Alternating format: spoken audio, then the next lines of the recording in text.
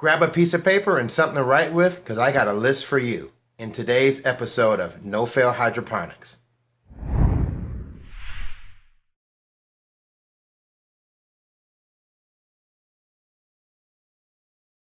Hello YouTubers, and welcome to today's episode of No Fail Hydroponics.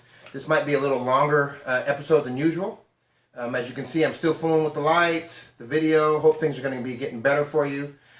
Today, I hope to not come off with a rant, but this is some really good information that you need to get a hold of. So, like I said, grab a piece of paper or at least pay attention, and hopefully some of these things you're not doing.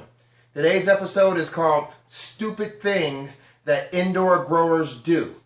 Again, stupid things that indoor growers do. And like I said, hopefully you don't have several things on this list, and hopefully you got your stuff together and you're doing things the right way. So let's get started. Okay, so the number one thing that we're going to talk about, stupid things that growers do, is they avoid regular maintenance. Okay, that could be pH, water changes, transplanting, spraying for pests, whatever it is. If you're one of those guys and gals who's just putting things off, you're setting yourself up for failure. And failure equates to lost money, creating a money pit in itself, and just disastrous results. So, like I said, number one would be avoiding regular maintenance. Okay. Number two on my list, overfeeding. That's right, overfeeding, especially with rookies. Sometimes you guys think, oh wow, my plants are doing great. Let me feed them more. Okay, what I mean by more, I mean a higher dilution of hydroponic nutrients per water in an effort to think that they're going to grow even faster. And that's just not right. What you end up doing is eventually burning your plants. Burning can look like rust on the leaves in the beginning to full out, just the leaves just burn up like somebody hit them with a torch and a flame. Okay, so it's important that you follow your nutrient mixing instructions, whatever the label says on the brand that you're using, and that you pay attention to regular flushing of the media. So again, overfeeding is a big problem, especially with rookies. Pay attention to make sure you're not overfeeding. Sometimes less is more, okay? Especially if your room's dialed in with temperature and ventilation. You don't need to feed your plants a lot, especially in the vegetative cycle. Okay, number three, okay, the overuse of PGRs. PGR stands for Plant Growth Regulators. Okay, and I'm talking about products like Bushmaster, Bushload, any kind of Rock Hard, any kind of those products that are promised to make your flowers harder or more gooey. Things like a Snowstorm or things that turn your plants purple. Folks, you need to stay away from these things. They contain a product called paclobutrazol, which is a carcinogen. It was intended for the rose industry to keep rose clusters tighter. Okay, what's so special? What's different about a rose cluster than other types of things that we're growing that go for human ingestion? Rose clusters were never meant to be eaten or consumed by humans, only for display. So when you're using these PGRs, what you're really doing is putting known carcinogens into things that you're either going to keep for yourself and call as meds, or give them to someone else. And ethically, I just don't think that's right. Okay, and pardon my French, it just screws up. It creates a shitty final product. And those of you that are into things called hardball and stuff, you really don't know what good flowers look like. So stay away from PGRs. Over the overuse of PGRs, and many of you are using these PGRs to make up for your lack of skill. You're simply using these things, number one, to increase yield or to make the flowers harder. But what you're really trying to do is to avoid the whole stretch, the stretch period that plants have when they hit the 12-12 cycle. That stretch is induced by a hormonal response. And many of you don't consider that hormonal response when you induce flowering. It could be strain related. It could some plants stretch more than others. Some don't stretch. What you need to do is get good on the strains you're working with and take that stretch into accordance with how you move your lights and your flowering cycle. If you're growing in a 2-foot high box, then you're not going to be able to put plants in there. You need to do something else, and using PGRs isn't going to do it.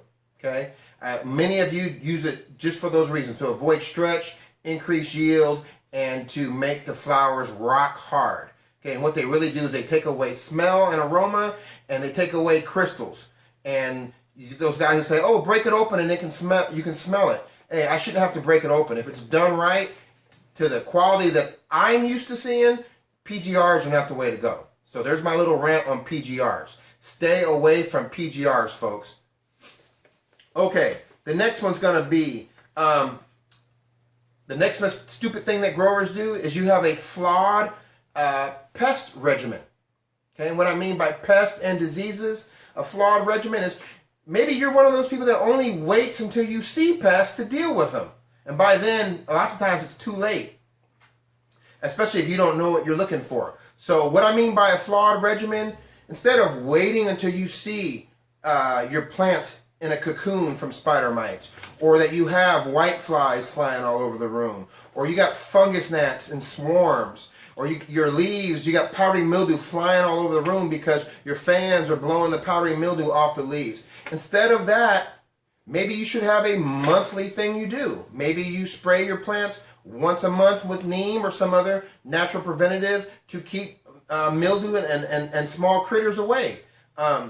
A regular regimen every 2 weeks, every 4 weeks, every whatever, when you don't have pests and when you don't have diseases, it's called preventive maintenance. Many of you need to get into that, because when we wait until we see a problem, lots of times you guys panic, and you're in for disastrous results. So get into a regimen every 2 weeks, every month, whatever. You spray, you look for bugs, you look for pests, you do those kinds of things, okay? And that gets me right into the next thing that stupid growers do. Stupid growers panic. Yes, they do. They panic when they see pests. Oh my God, I got spider mites. It's 11 o'clock at night, I don't have anything. Let me spray my plants with bleach. Yeah, I've heard that. Okay, bleach, whatever things, they panic. Oh, I got one leaf that's yellow. Okay, I know the rest of the plant looks healthy in the 6-foot plant, but I got one leaf in the canopy, down below the canopy, that's yellow. Oh my God, I'm freaking out. Oh, folks, there's never a reason to panic. Okay, the only time you should ever panic is if you have a house fire due to electrical issues. And that'd be another episode. But never panic. Talk to an expert at your local hydro store. If you need some kind of pest, something to take care of the pest or the disease you've notified late at night or something. But if it's some kind of thing with a leaf, or you're out of nutrients and you want to do something else, just wait till the evening's over. Get your head straight. Make a good decision on how to fix the problem. Don't ever panic, because what you end up doing is you end up screwing up your garden. Believe me, in the beginning, I've made plenty of mistakes. And that's why I'm here, so you don't have to make the same mistakes I made. Okay? Let's get to the next thing that stupid growers do. This one's going to be my pet peeve. Stupid growers interrupt the light cycle. Okay, what I mean by that, you know who you are, stupid guys and gals. It's your lights have turned off, and you're gonna go turn the light back on after several hours to go make sure everything's okay. Or you got a buddy over, and the lights went off several hours ago, and you want to show him your new crop, so you turn the lights on. Or maybe you're one of those guys who have a green light, and you think it's okay to just walk back in the room. Okay, folks. This is a pet peeve. In the dark cycle, just simply stay the hell out of your room. It's called the dark cycle for a reason. In Mother Nature, when the sun goes down and it's pitch black, the sun doesn't just pop up at 2 o'clock in the morning for 15 minutes, so we can see around and see things and start over. Stay out of the damn room when the light's off. And for those of you that don't know, it's this peeking into the room that creates these seeds. When you have all female plants, it stresses your plants to F up so that they hermaphrodite. Your flowers will stretch and elongate. They don't stay tight. And in many cases, you'll get seeds. So if you're getting a handful of seeds out of every run, it's probably you're either peeking, or if you got some other kind of light on in the room or some kind of light leak. Stay the hell out of the room in the light cycle. Can you do that for me?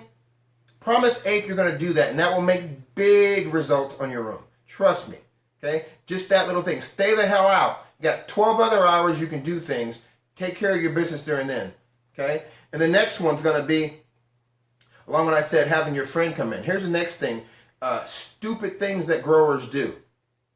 Okay? One stupid thing that you all do, you run your mouth. That's right. You got to feel like you got to tell people what you're doing. Okay? Some of you are in states where laws are much more lenient. Conducive to some kind of whatever you're growing, and some of you are in states where you're not. Okay, back in the 80s, we all kept our mouths shut. Now we feel like with the laws, we can go in the hydro stores and we can go wherever we see our friends, and we want to talk about everything we're doing. Okay, I'm going to give you a phrase that works very well here. They say, "Loose lips sink ships." Okay, keep your mouth shut about what you're doing. Don't go take a survey, because the odds are Joe Blow doesn't know what the hell's he doing either. And if you need help, you talk to an expert. Somebody who gets the results that you're looking for. Not some other clown who's wasting his money too and producing subpar garbage. Okay? Keep your mouth shut. Okay? Especially when it's the safety of your family and your own livelihoods involved. I'm telling you this from the heart, folks. Keep your mouth shut. Okay?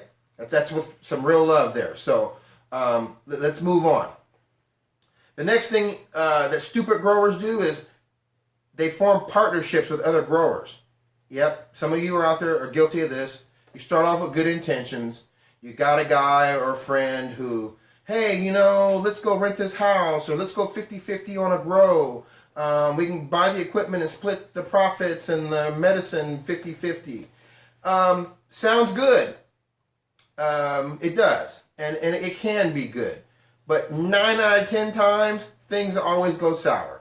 Number one, you have varying, opposing thoughts on how the whole thing should be operated. Whether it's pots, technique, fertilizers to be used, moving lights up and down, what kind of equipment to buy.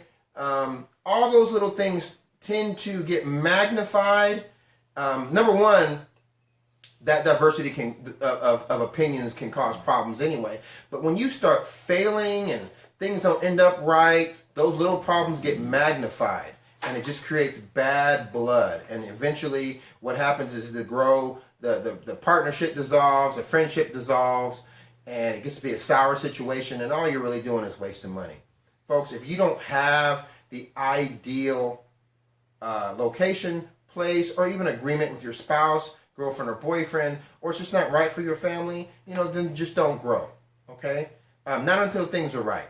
Okay? And if you need to go get a place on your own and do something, then do it. Or get you a hydro hut or something for the garage, then do it. But don't sacrifice your family's safety at all.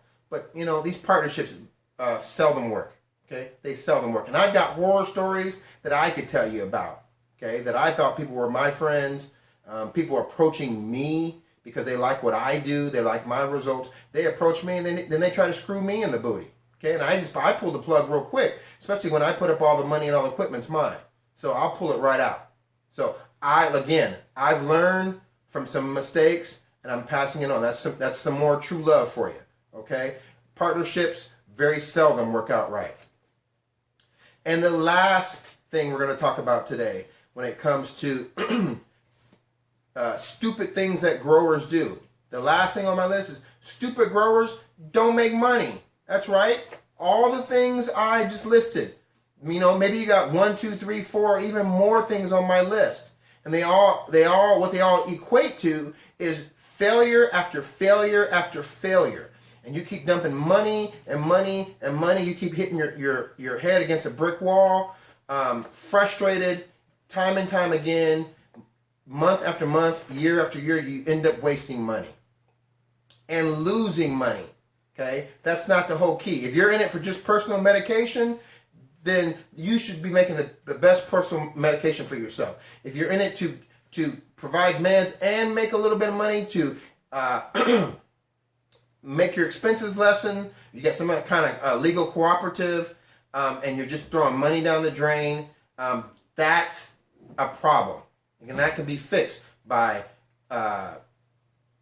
limiting the amount of stupid things that I just mentioned in my list. Okay, so the last thing was not making money. There's plenty of ways to make money in this industry legally.